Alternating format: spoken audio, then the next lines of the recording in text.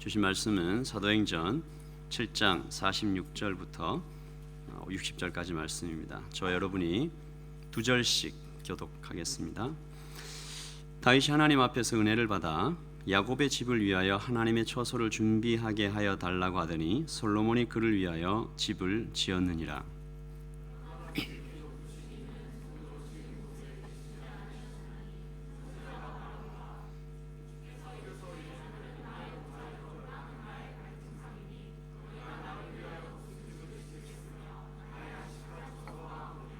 이 모든 것이 다 내 손으로 지은 것이 아니냐 함과 같으니라. 목이 곧고 마음과 귀에 할례를 받지 못한 사람들아, 너희도 너희 조상과 같이 항상 성령을 거스르는도다.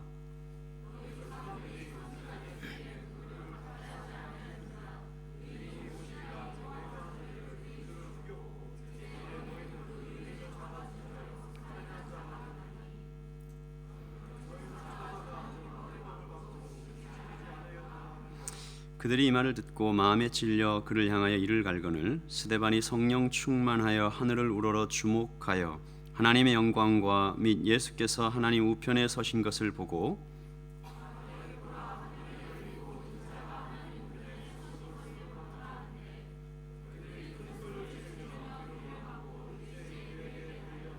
성 밖으로 내치고 돌로 칠세. 증인들이 옷을 벗어 사울이라 하는 청년의 발 앞에 두니라.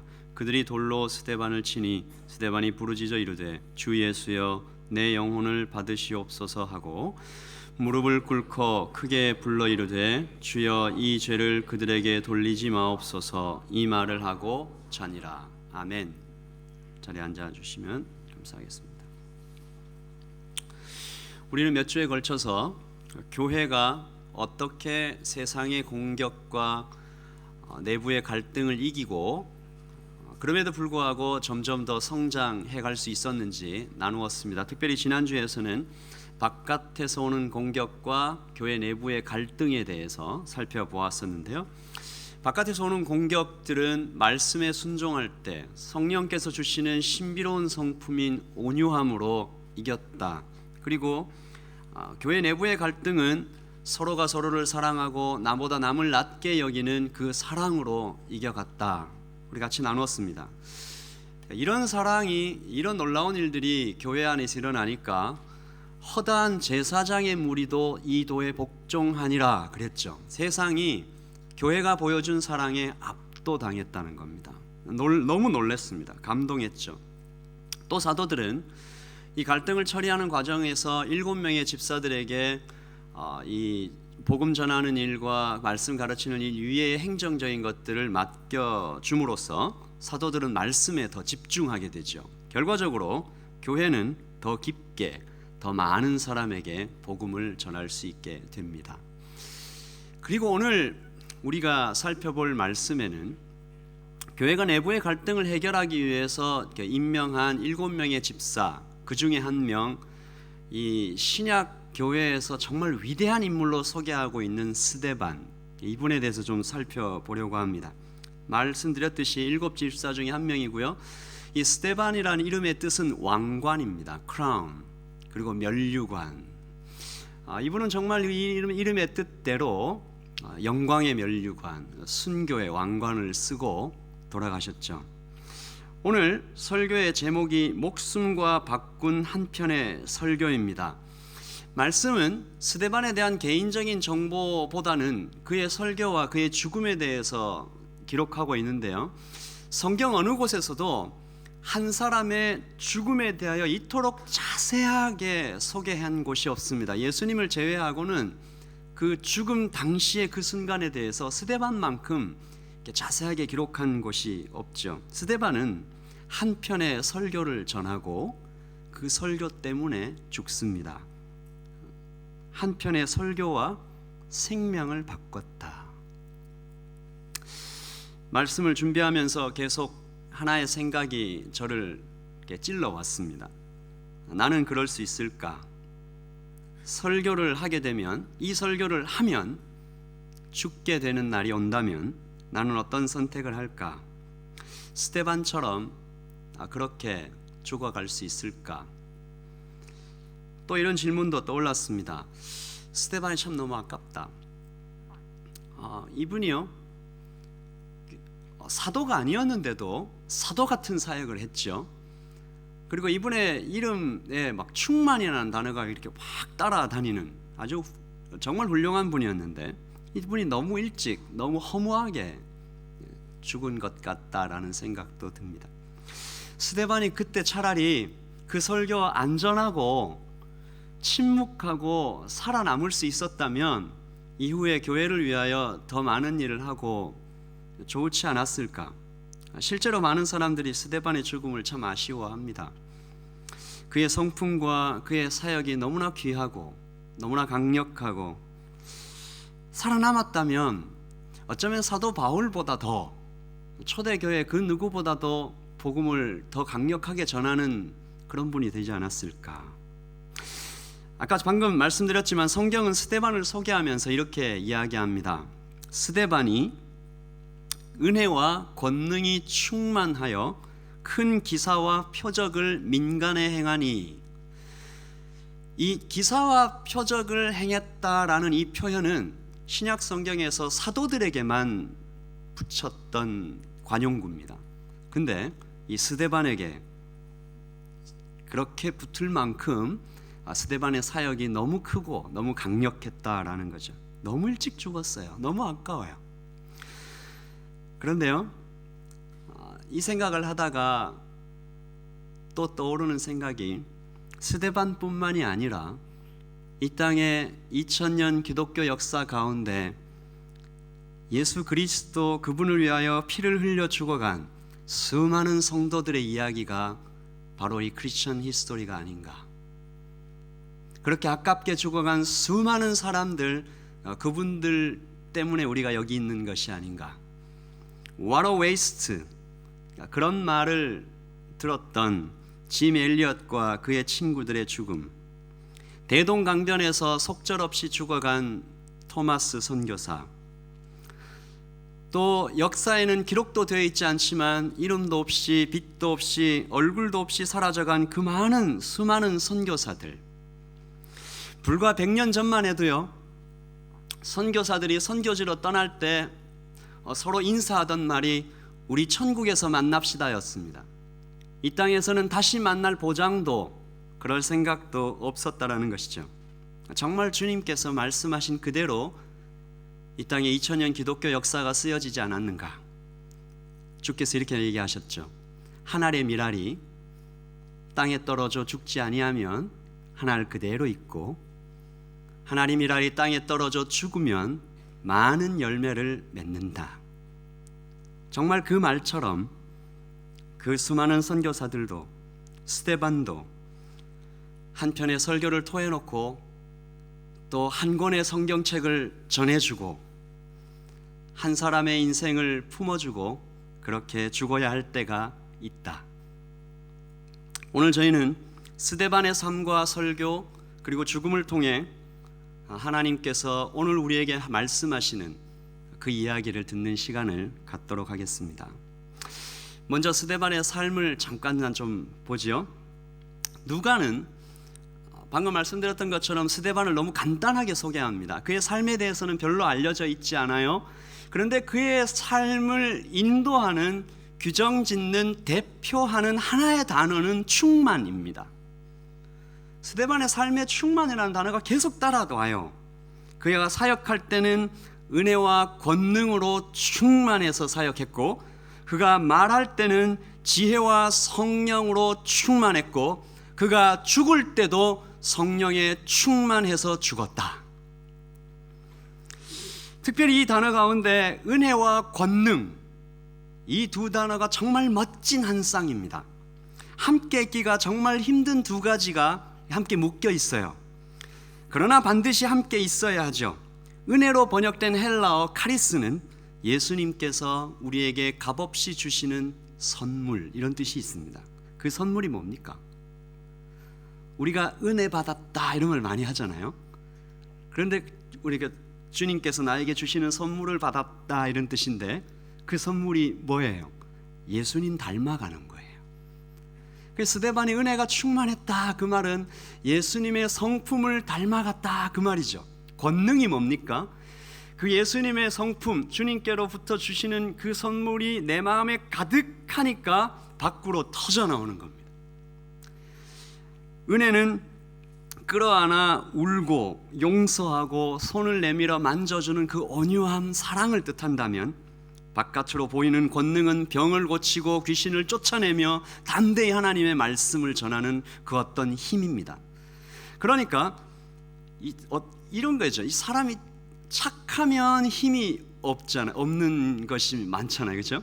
그리고 막 힘이 센 사람들은 주로 마음이 고약하기 십상인데, 스데반은 한없이 부드러우면서도 태산같이 강했다, 그 말입니다.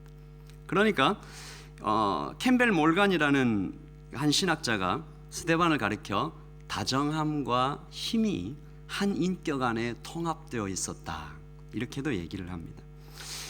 또 스데반을 지칭하는 말 중에 지혜와 성령이라는 말은 간단합니다. 성령께서 주시는 지혜로 말했다, 그런 뜻이죠. 하나님의 지혜로 말하는데 당할 사람이 없다라는 것입니다. 지혜와 성령이 충만한 스데반 한 사람을 유대민족 최고의 학자들도 능히 당해내지 못했다라는 얘기죠. 은혜와 권능이 충만한 스데반이 가는 곳마다 사람들의 병이 낫고 예수를 믿기 시작하니까 이 유대인들이 시기도 나고 질투도 나고 저런 말을 하는 사람 죽여야 되겠다라고 생각해서 불러와서 얘기를 했는데 도대체 그 지혜를 당할 수가 없었다라는 얘기입니다. 그래서 우리는 이 스데반의 삶을 보고 많은 신학자들이, 또 많은 선교사들이, 그리고 많은 성도들이 스스로에게 질문하죠. 나도 스데반처럼 좀 살고 싶다. 그리고 우리 자신에게도 한번 질문해 보는 겁니다. 이 스데반처럼 살고 싶은데 이 스데반처럼 사는 것이 이 땅에서 가능한가? 나도 이렇게 스데반처럼 살 수 있을까? 우리는 어떻게 대답할 수 있습니까? 네, 그렇습니다. 가능합니다. 왜요? 나의 부족함과 내 연약함을 들여다보면 이게 가능하지가 않아요. 그런데요, 성경은 무엇을 얘기하는가 하면 스데반이 그토록 탁월했던 이유는, 그토록 충만했던 이유는 스데반이 그 어떤 개인적인 자질보다는 주께서 우리에게 주시는 약속 때문이었다. 주님께서 성도들에게 주신 약속 때문이었다. 무슨 약속입니까? 사도행전 1장 8절에 오직 성령이 너희에게 임하시면, 같이 읽어봅시다. 너희가 권능을 받고 예루살렘과 온 유대와 사마리아와 땅끝까지 이르러 내 증인이 되리라 하시니라. 증인되는 삶, 거기에 권능이 있다. 그리고 또 구체적으로 이렇게 약속하셨습니다. 사람들이 너희를 회당이나 위정자나 권세 있는 자 앞에 끌고 가거든 어떻게 무엇으로 대답하며 무엇으로 말할까 염려하지 말라. 같이 읽어볼까요? 마땅히 할 말을 성령이 곧 그때에 너희에게 가르치시니라 하니라. 성령께서 우리에게 권능을 주시고 성령께서 바로 그때에 지혜를 주신다, 그 말입니다. 이 약속이 지금도 이 땅의 교회에게 베풀어져 있기 때문에, 그리고 전 세계 곳곳에서 사역하는 모든 선교사들에게 이 약속이 베풀어져 있기에 지금도 복음은 전해지고 있는 것입니다. 지금도 예수님께서는 이 약속을 믿고 말씀에 순종하여 이 땅의 교회가 성령께서 주시는 지혜로 말하라, 내 생각이나 내 경험으로 말하지 말고 성령께서 주시는 지혜로 말하라. 그리고 나의 어떤 개인적인 성품이나 이런 것이 아니라 주 예수 그리스도께서 주시는 그 성품으로 사랑하라. 그리고 내 힘이 아니라 성령의 능력으로 사람들을 죽음에서 건져내라. 우리는 그 명령과 그 약속 앞에 마주대하고 있는 것입니다. 그러므로 우리는 주님께서 지금도 이 땅 오클랜드에서 이 땅의 스데반들을 찾고 계신다. 우리는 그렇게 말할 수 있습니다. 성령께서 주시는 지혜로 말하고, 그리고 그 받은 은혜가 넘쳐나서 성령의 능력으로 사랑하는 사람, 그 청년들, 그 스데반 같은 사람들이 이 자리에 모인 바로 여러분들이 되시기를 예수님의 이름으로 축복합니다. 스데반에게 유대인들이 싸움을 걸어오죠. 붙어보자, 논쟁을 해보자, 토론을 해보자, 디베이트를 하자.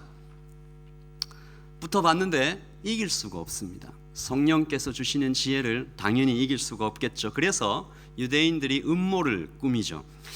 사람들을 몇 명 돈으로 사서 거짓말을 하게 합니다. 스데반이 하지도 않은 말을 하고 또 스데반에 대해서 이게 부정적인 증거들을 모으고 꼼짝없이 빠져나갈 수 없는 그 죽음의 덫으로 끌죠. 스데반 이놈이 성전과 율법을 무시한다. 이놈의 스승은 예수인데 그 예수가 한 것처럼 성전을 부수고 모세가 전해준 율법을 고치려고 한다. 이건 신성 모독이다. 하나님을 모독한다. 유대인들에게요, 절대로 건드리면 안 되는 두 가지가 있다면 성전과 율법입니다. 유대인들이 얼마나 독한 민족이면 그 무시무시한 로마의 권력도 유대인들에게 대해서만큼은, 종교 문제만큼은 그대로 해라 라고 얘기할 만큼 아주 유대민족이 그렇게 중요하게 생각했던 이 성전과 율법. 근데 스데반이 바로 그걸 건드렸다. 이렇게 몰아간 것입니다. 신성모독. 즉시 잡아 죽여야 한다. 그래서 스데반을 공회로 붙잡아 와서 재판을 열죠. 무시무시한 것입니다. 여러분, 바로 그 자리, 스데반이 딱 서 있는 그 자리, 지금 비슷한 것 같아요. 이렇게 위에 공회원들이 이렇게 쫙 서 있고 그 밑에 스데반이 딱 서 있는데 그 자리가 무슨 자리인가 하면 예수님께서 쓰셨던 바로 그 자리입니다. 예수님께서 그렇게 수치와 모욕을 당하셨던 그 자리에 스데반이 딱 서 있는. 우리가 말씀을 계속 살펴볼수록 느끼겠지만 스데반이 참 예수님 닮았어요. 그의 이 삶을 말할 때도 참 예수님 닮았고, 무엇보다 그의 죽음이 너무너무 예수님 닮았어요. 그래 조금씩 한번 살펴보겠습니다만, 스데반이 그렇게 공회원들 앞에 와서 다 끌려와서 서 있는 그 자리에서 공회원들 앞에서 여러분 제 말을 좀 들어보십시오 라고 하면서 시작했던 그 설교가 오늘 사도행전 7장 1절부터 53절까지 기록되어 있습니다. 스데반의 설교, 목숨과 바꾼 한 편의 설교, 명설교죠. 우리는 오늘 이 설교를 통해서 스데반이 얼마나 역사와 성경의 깊은 지식을 가지고 있는지, 또 그 말씀을 얼마나 성령께서 주시는 지혜로 탁월하게 해석해내고 있는지 살펴보게 됩니다. 그는 구약의 인물 4명을 통해서 이야기를 진행하게 되는데 아브라함, 요셉, 그리고 다윗과 솔로몬입니다. 스데반이 이 긴 얘기, 어쩌면 공회원들이 이미 다 알고 있을 법한, 아마 여러분들도 교회에 주일학교부터 이렇게 다니신 분들은 다 알고 있을 법한 익숙한 얘기들을 통해서, 그러나 그 안에 깊이 들어가 있는 두 가지의 얘기를 공회원들 앞에서 합니다. 첫 번째 얘기는 이것입니다. 보이는 성전이 아니라 영광의 하나님께 경배하라. 스데반의 얘기는 이겁니다. 아브라함을 봐라. 그는 메소포타미아에서 부름받아 하란으로 옮겼다가 지금 이 팔레스타인으로 왔지? 여기서 중요한 게 땅이냐 아브라함이냐? 땅이 아니지. 아브라함이 중요한 거야. 그리고 그 전에 아브라함에게 하셨던 하나님의 약속이 중요하지 않냐? 하나님은 땅이 아니라 아브라함에게 함께 하신 것인데 너희들은 자꾸 땅 얘기만 한다. 너희들은 자꾸 보이는 성전에만 집중한다. 그러나 하나님께서 주신 땅의 마음을 뺏기면 안 되고, 하나님께서 주신 성전의 마음을 뺏겨서 성전 주신 하나님을 잊어버리지 말라. 또 요셉을 봐라. 요셉은 형통했다. 그 형통은 장소에 이렇게 묶이지 않았다. 요셉은 고향에 있든지 죽음의 구덩이에 빠져 있든지 다른 나라에 끌려가 종이 되든지 심지어 감옥에 있을 때에도 형통했다. 왜? 하나님께서 함께 계셨기 때문에. 그러니까 중요한 게 뭐예요? 성전에 하나님께서 계시다. 그러나 그보다 더 중요한 것은 하나님께서 계신 곳이 성전이다.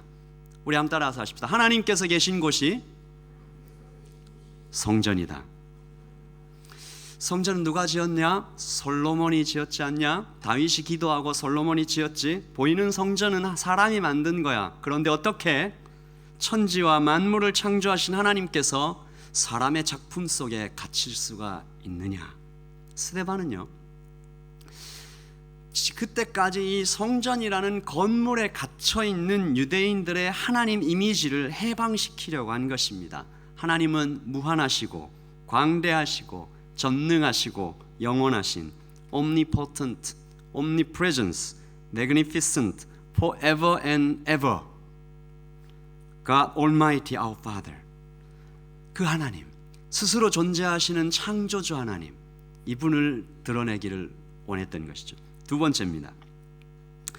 둘째로 이 설교를 통해서 스데반은 너희와 너희 조상이 모두 악하다. 스데반이 고발하고 있죠. 요셉을 핍박했던 요셉의 형들이 다 우리 조상들이다. 그들이 악했던 것처럼 우리도 악하다. 그 조상들이요, 요셉을 시기하고 죽이려고 했고 팔아 넘기려고 했듯이 지금 너희도 예수님을 시기하고 죽였다. 우리 조상들은 모세를 향해서도 그랬는데 하나님께서 이스라엘을 구하시려고 모세를 보냈으나 우리 조상들은 오히려 그를 광야로 쫓겨나게 하고 우리 조상들은 모세에게 그 뜻에게 순종하지 않았고 거절했고 마음으로는 계속 애굽을 향하고 아론에게는 악한 것을 요구하고 우상을 만들고 우상에게 제사 드리고 결국 우상을 기뻐했다. 7가지 죄를 지은 거죠. 그리고 마지막으로 이렇게 한마디 쏘아붙입니다. 너희 조상들이 핍박하지 않은 선지자가 한 명이라도 있었느냐? 스데반은요, 이 한 편의 설교를 통해 구약의 역사를 꿰뚫어 가면서 자신이 결코 모세와 율법을 무시하지 않는다는 것도 함께 보여주죠. 그리고 역사 전체에 나타나고 있는 이스라엘의 죄, 그리고 그 이스라엘의 죄가 다른 사람의 죄가 아니라 지금 그 앞에 서 있는 공회원들의 죄, 예수님을 죽인 죄, 그 얘기를 하고 있는 것입니다. 너희 조상들이 선지자들 중에 누구를 박해하지 아니하였느냐? 의인이 오시리라고 예고한 자들을 그들이 죽였고, 같이 읽어볼까요? 이제 너희는 그 의인을 잡아준 자요 살인한 자가 되나니. 여러분, 스데반의 이 고발에 우리도 자유롭지 못하다 이 말입니다. 항상 성령을 거스린다. 성전을 높인다고 말은 하지만 성전의 주인 되신 하나님은 무시한다. 제가 제자 훈련을 하면서 아담과 하와에 대한 이야기를 하다가 우리 같이 좀 놀란 적이 있는데, 우리가 이렇게 성경을 보면 어째 이럴까? 아담과 하와가 하나님께로부터 명령을 분명하게 듣고, 특별히 아담, 전 세계에서 가장 찌질하신 남자의 표상, 그 아담이 하나님께로부터 분명하게 그 명령을 듣고 어기죠. 어째 그럴 수 있냐? 그런 얘기를 하다가 각자 자기를 돌아보니 하나님의 명령이 분명함에도 이것이 죄인 줄 분명하게 알면서도 짓고 있는 우리 자신을 다 발견하게 되는 거죠. 우리가 다 그렇게 불순종한 사람들, 결국에는 이 땅에 오신 하나님을 죽이는 그 유대인들처럼 우리도 그렇게 강하게 꾸짖음 받아야 되는 건 아닌가. 자, 이렇게 스데반이 한편의 설교를 토해놓고 나자 유대인들이 반응합니다. 어떻게 반응합니까? 유대인들이 설교를 듣고 마음에 찔렸다 그랬습니다. 여기서 찔렸다는 단어는요, 이 사람의 심장을 창으로 찌르는 것처럼, 관통하는 것처럼 그렇게 찔렸다 그 말입니다. 그러더니 그 찔림을 통해서 회개는 하지 않고 이를 갈았다. 그리고 저놈은 반드시 죽여야 한다라고 얘기를 했습니다. 왜 그랬을까요? 물론 그들의 그 악한 마음이기도 하지만요, 그 공회원들 바로 앞에서 그 자리에 서 있던 예수 그리스도 그분을 생각나게 했기 때문입니다. 똑같은 말로 너희가. 바로 이때 유대인들이 저놈은 반드시 죽여야 한다라고 말하는 그때 스데반이 갑자기 그 아우성을 듣다가 하늘을 쳐다봅니다. 바로 그때 스데반의 눈앞에 놀라운 일이 벌어지죠. 같이 한번 읽어봅시다. 시작. 스데반이 성령으로 충만하여 하늘을 우러러 주목하여 하나님의 영광과 및 예수께서 하나님 우편에 서신 것을 보고. 짧은 한 구절이지만요, 삼위 하나님께서 총출동하셨습니다. 성령 하나님 계시지요. 하나님 아버지 하나님의 영광이 있죠. 그리고 그리스도 예수께서 하나님 우편에 앉아 계시죠. 성자 하나님, 성령 하나님, 성부 하나님께서 한자리에 총출동하신 현장, 여러분 어떻게 느끼십니까? 안도감이 들죠. 아, 이제 스데반이 좀 구해지겠구나. 와, 삼위 하나님께서 총출동하셨는데 이제 됐다. 아무것도 무섭지 않다. 클라이막스, 대반전의 드라마가 펼쳐질 것 같다. 이제 천군 천사가 출동해서 베드로 감옥에서 구해진 것처럼 스데반 구출되겠구나. 특별한 일이 일어나겠네. 그런데요, 악당은 물러가고 정의가 이기는 것 같은 그런 때, 말씀이 그런 일이 일어날 것처럼 분위기를 막 띄우고 있는 그때에, 스데반도 감격에 차서 막 큰 소리로 막 외치는 그때에 아무것도 못 해보고 그냥 힘없이 맥없이 끌려가 죽는 스데반의 죽음을 우리는 보게 됩니다. 7장 57절에 보시면 그들이 큰 소리를 지르며 귀를 막고 일제히 그에게 달려들어 성 밖으로 내치고 돌로 칠세. 아무 일도 일어나지 않았어요. 스데반은 그저 두 마디 기도를 남기고 외롭게 죽습니다. 그들이 돌로 스데반을 치니 스데반이 부르짖어 이르되. 여러분, 우리가 이 기도를 좀 같이 읽읍시다. 시작. 주 예수여, 내 영혼을 받으시옵소서 하고 무릎을 꿇고 크게 불러 이르되 주여, 이 죄를 그들에게 돌리지 마옵소서. 이 말을 하고 자니라. 정말 예수님 닮았죠. 예수님께서 하셨던 두 기도를 스데반의 입술을 통해서 듣습니다. 도대체 이게 뭘까? 몹시 당황스러운 결말이죠.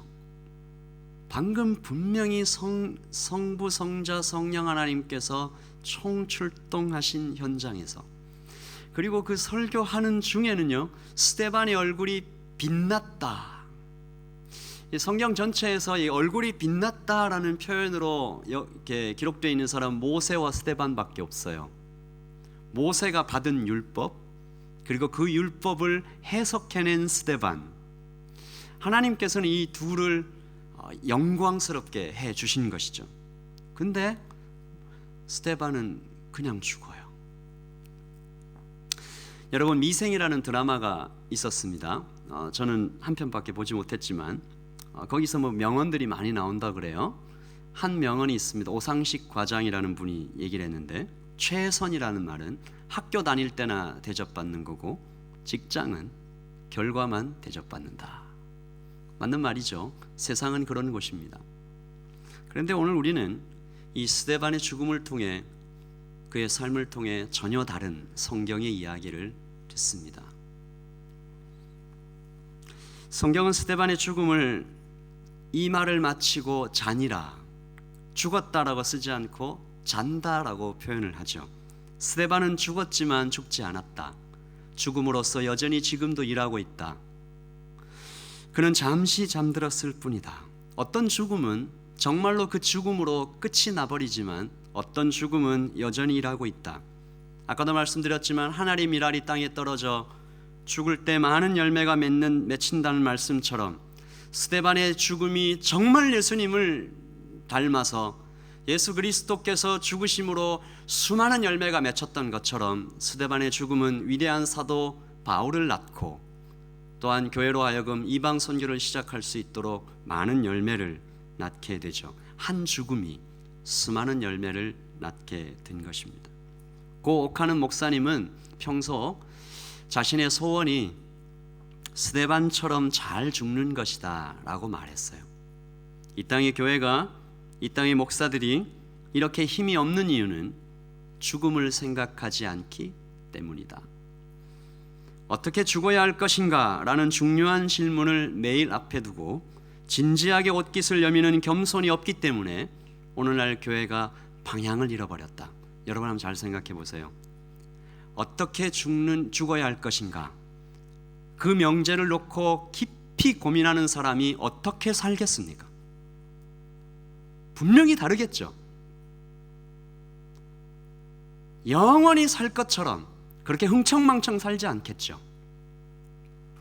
그러므로 성도에게 어떻게 사느냐라는 이 질문도 너무너무 중요하지만 어떻게 죽느냐, 이 질문이 오늘날 우리에게 정말로 중요한 것입니다. 오늘 우리는 이 스데반의 죽음을 통해서 성도는 어떻게 죽는 것인가, 우리는 그 대답을 듣게 되는 것이죠. 스데반은 성령으로 충만해서 죽었습니다.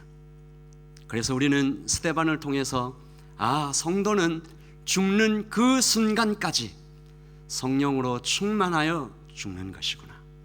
여러분 생각해 보셨습니까? 죽을 때 성령 충만한 사람이 그의 인생 곳곳에서 성령 충만하지 않았겠습니까? 반대로 그의 인생 전체에서 성령 충만에 대해서는 생각도 해보지 않은 사람이 갑자기 그의 죽음에서 성령 충만할 수가 있을까요? 스데반은 죽을 때 하나님의 영광을 보면서 죽었습니다. 이 땅에서 살 때에 하나님의 영광보다는 나 자신의 영광에, 나 자신의 유익과 나 자신의 행복에만 신경 쓰던 사람이 죽는 그 순간에 하나님의 영광을 갑자기 보면서 죽을 수 있을까요?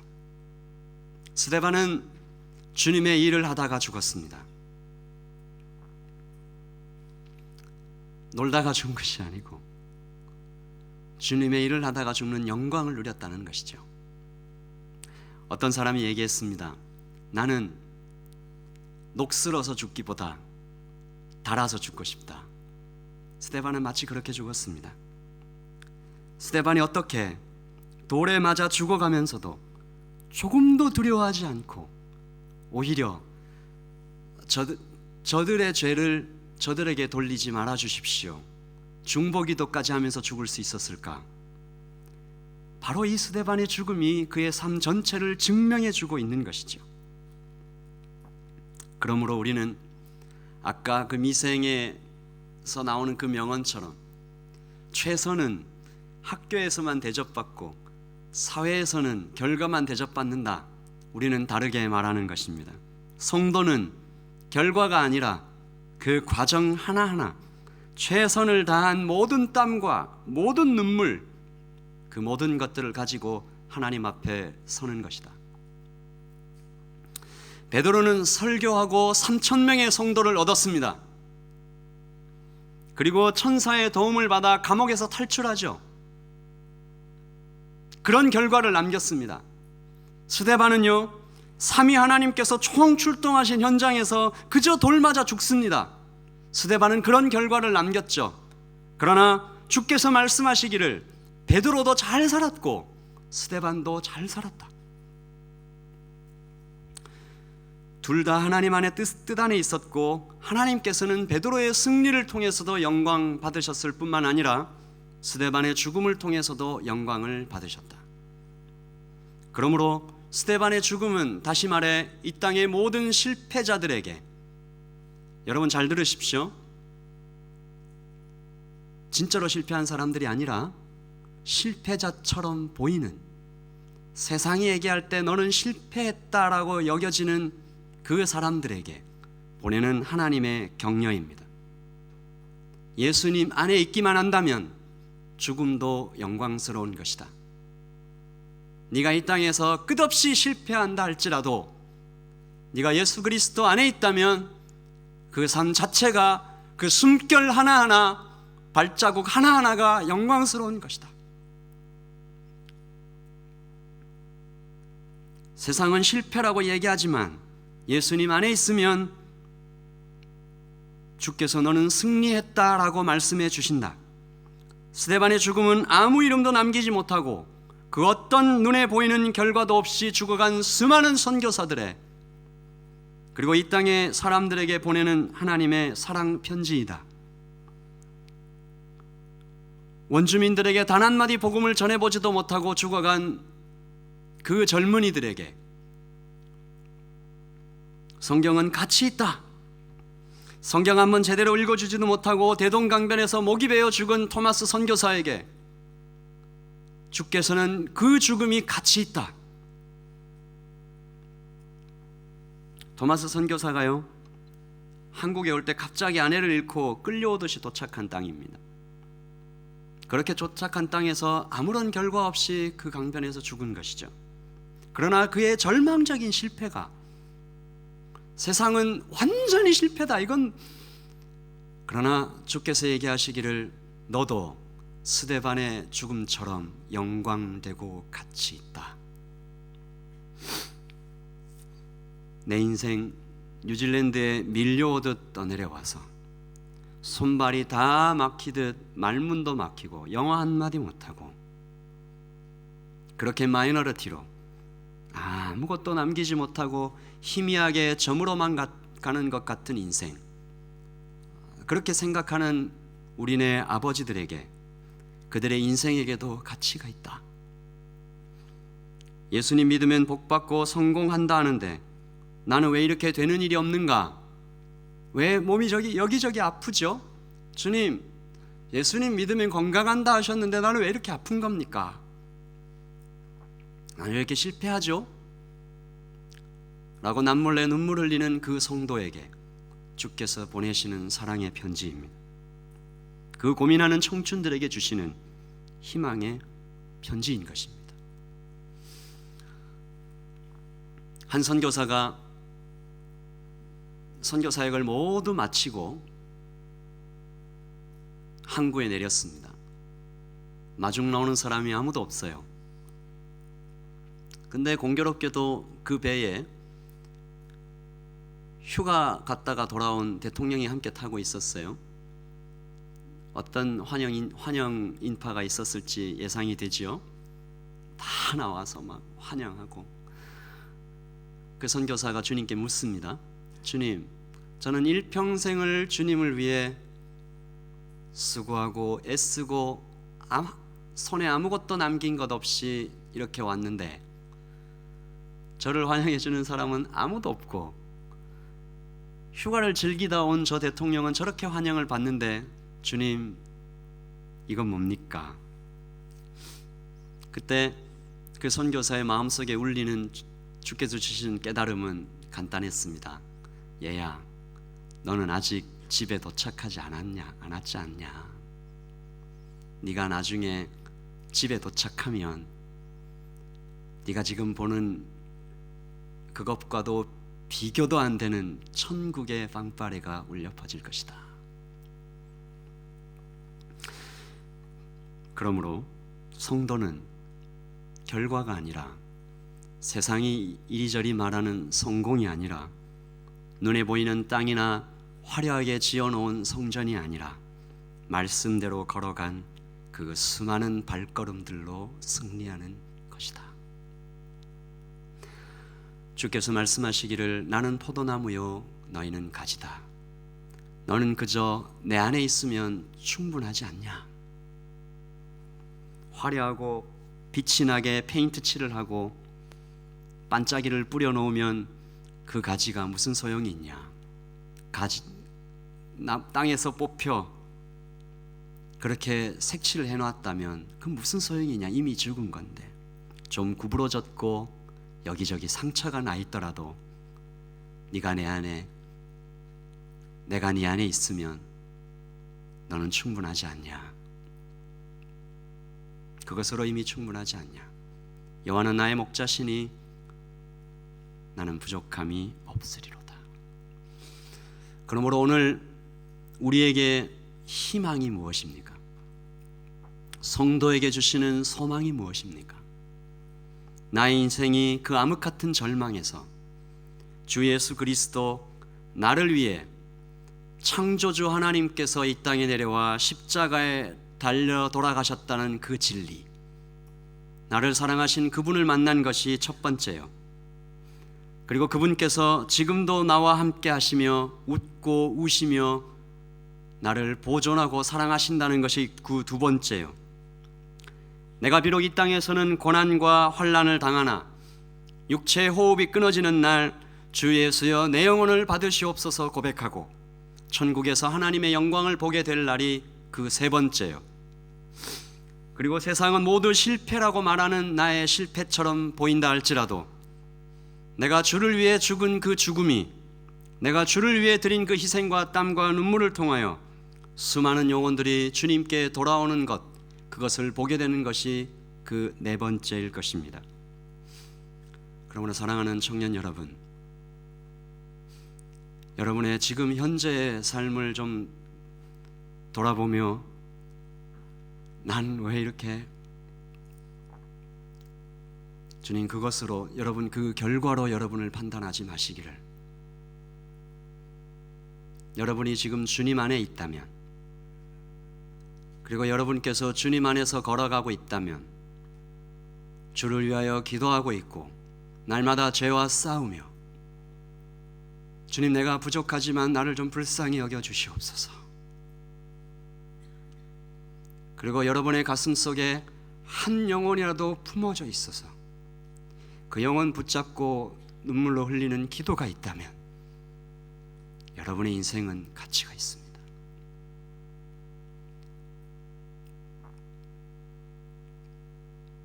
그래서 우리 모두가 이 스데반의 죽음을 통하여, 그래서 왜 신약 성경에서 이 첫 번째 순교자 이 스데반의 삶과 설교와 죽음을 이토록 자세하게 기록해 놓았는지 우리는 알게 되는 것입니다. 사랑하는 청년 여러분, 여러분 모두가 나는 어떻게 죽을 것인가? 나는 주님의 일을 하다가 죽고 싶다. 나는 성령 충만하여 죽고 싶다. 나는 하나님의 영광을 보며 죽고 싶다. 나는 예수님을 닮은 듯이 죽고 싶다. 나를 통하여 많은 열매가 맺히게 되는 그 죽음을 소망하게 되시기를. 그래서 죽음에 대한 진지한 질문을 던지는 그 하루하루의 고민이 여러분들을 정말로 잘 살게 할 것입니다. 그것이 여러분을 반드시 살릴 것입니다. 기도하겠습니다.